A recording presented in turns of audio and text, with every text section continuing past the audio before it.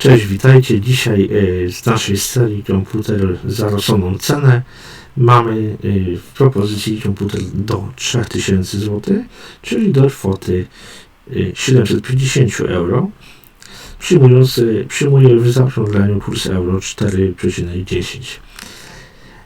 I w tym momencie mamy tutaj już komputer i5 8 generacji, bardzo fajna generacja, bardzo udana, który nam pozwoli na zamontowanie w środku dysku M2, dysku SATA oraz dysku oraz pamięci RAM DDR4.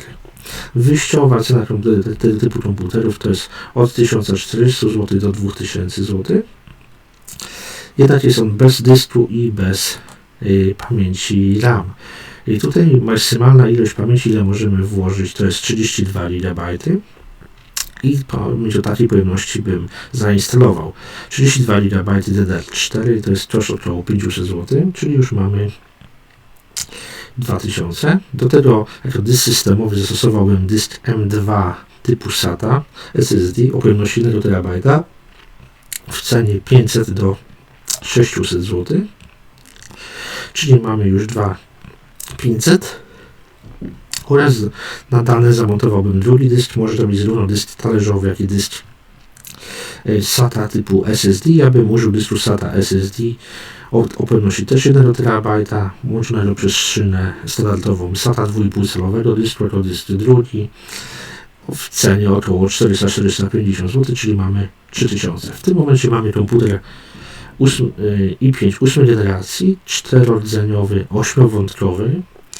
Mamy 32 GB pamięci RAM DDR4, dysk systemowy 1 TB M2 SSD oraz dysk na dane 2,5-calowy SSD typu SATA, też o pojemności 1 TB.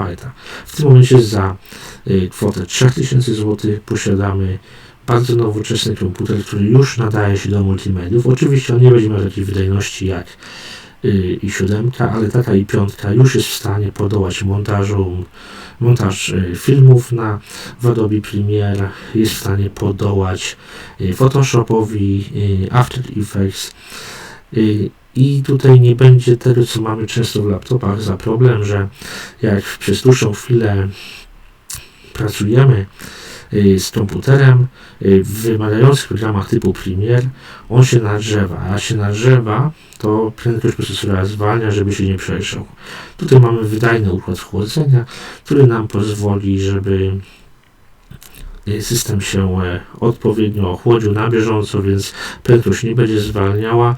Zaletą jest tylko to, że można go sobie postawić, odpalić w pracy albo w domu, żeby pracował, działał, montował filmy, a samemu robić coś innego na innym komputerze. Ma to wiele zalet, zarówno w domu, kiedy pracujemy na jednym sprzęcie, a drugi nam obrabia materiał wideo, na przykład do wrzucenia na YouTube albo do innych celów. Możemy też zastosować go w pracy, kiedy mamy komputer służbowy, na którym pracujemy, albo byśmy chcieli mieć takiego malucha prywatnego, żeby prywatne sprawy robić, żeby nas szef nie podglądał. To się często zdarza w korporacjach, że nas firmy podglądają, to sobie tego malucha właśnie własnego postawić i już i5 8 generacji sobie z tym wyśmienicie poradzi. To, co nie byłoby możliwe na i3, już na i5 jest możliwe. Tak więc komputer nie tylko do multimediów, wyświetlania i pracy biurowej, ale także już do pracy graficznej. Bardzo wygodny z przodu, 2 porty typu A, niebieski zwykły 3.0, żółty, który ma cały czas zasilanie, port jack.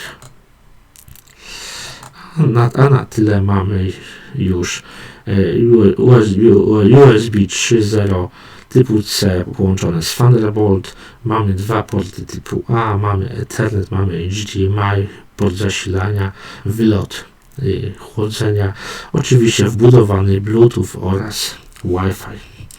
Bardzo fajny model, bardzo mi się podoba. Moje serce też właśnie 8 generacja wzbudziła, ale nie 5, tylko i 7. W wersji nie 8.2.59, tylko 8.5.59 UI7, też 4-rdzeniowa 8-wątkowa. Ona właśnie tworzy ten kanał. Tak więc polecam, jeżeli potrzebujecie sprzęt uniwersalny do domu, to już za 3000 zł jesteście w stanie zbudować na podstawie tego komputera, dołożyć dysków, 2 dyski RAM i już macie bardzo fajny sprzęt multimedialny do domu. Coś moim zdaniem optymalna wersja pomiędzy i 3 i 7, pomiędzy komputerami za 2 i 5 tysięcy. Taki właśnie maluch za 3 będzie czymś optymalnym na wszelkie potrzeby, także do pracy zdalnej i nauki zdalnej. Bardzo dobre rozwiązanie. Trzymajcie się serdecznie. Pozdrawiam. Pa, pa.